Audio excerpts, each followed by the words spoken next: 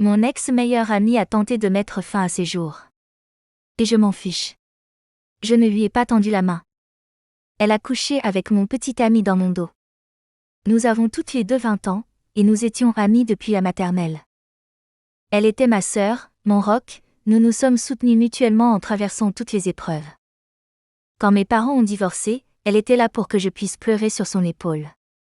Quand sa grand-mère est décédée, j'étais là pour la soutenir tout au long du lycée. Je sortais avec mon petit ami de 21 ans depuis environ 3 ans. Nous avons commencé à sortir ensemble en terminale et il était ma première relation sérieuse. Je l'ai présenté à ma famille, il a été beaucoup de mes premières fois. Il était gentil, un peu maladroit en tant que joueur de jeux vidéo, mais il m'emmenait à des rendez-vous et me faisait toujours me sentir spécial.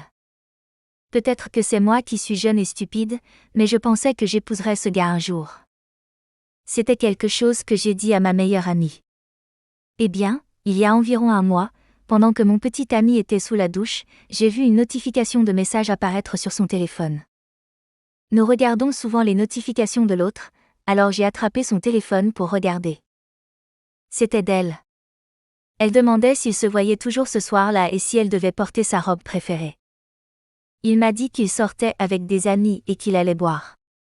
Le fait qu'il sorte boire avec des amis n'était pas inhabituel, donc je n'ai jamais pensé à mal, mais avec le recul, je me demande dans quelle mesure ces sorties étaient avec des amis et dans quelle mesure elles étaient avec elle.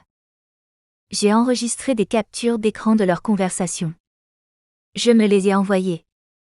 Je lui montre les messages quand il est sorti de la salle de bain et j'ai exigé qu'il s'explique à leur sujet.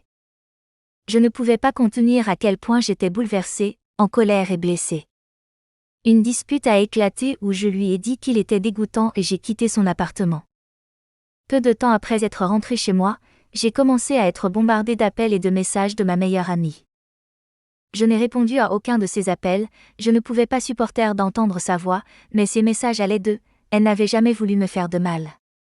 Mon petit ami l'a draguée en premier. Ça n'a pas signifié grand-chose. Ensuite, elle est devenue en colère, disant que je devrais l'écouter. Si j'étais une vraie amie, je prendrais ses appels. Je suis mesquine et puérile de ne pas écouter son côté de l'histoire. Puis de nouveau triste, disant que j'étais sa plus proche amie au monde et qu'elle ne voulait pas me perdre. Mon petit ami était étrangement silencieux pendant cette période.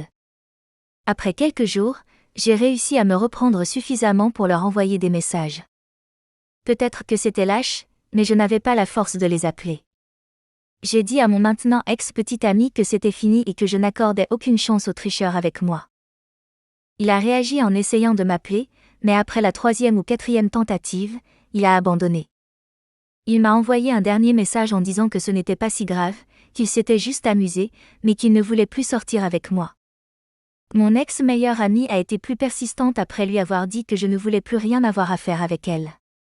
Jour après jour, je recevais des messages et des appels d'elle. Exigeant de parler. Exigeant que nous résolvions cela.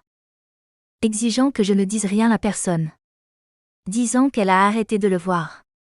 Disant qu'elle mettrait fin à ses jours si je ne lui parlais pas. Des trucs vraiment dérangés. J'ai fini par confier à un ami commun ce qui se passait, car je commençais sérieusement à me demander si j'étais méchante. Cet ami m'a rassurée en me disant que mes sentiments étaient justifiés, cependant, je ne m'attendais pas à ce qu'il répande ce qui s'était passé. Les rumeurs se sont répandues comme une traînée de poudre et il y a quelques jours, mon ex-meilleur ami a tenté de mettre fin à ses jours. Je n'ai rien dit. Je ne l'ai pas visité à l'hôpital. Je n'ai envoyé aucun message à sa famille. Maintenant, sa sœur aînée ne cesse de m'envoyer des messages, me traitant de salope sans cœur pour l'avoir laissée dans son moment le plus bas. Pour ne pas avoir essayé d'empêcher cela et que tout le monde fait des erreurs, et que sa sœur ne m'a pas intentionnellement fait de mal.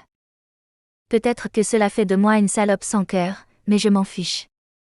Je suis soulagée qu'elle ait survécu, mais je ne lui pardonnerai jamais. Je ne pardonnerai jamais sa trahison. Elle a détruit notre amitié en couchant avec mon petit ami.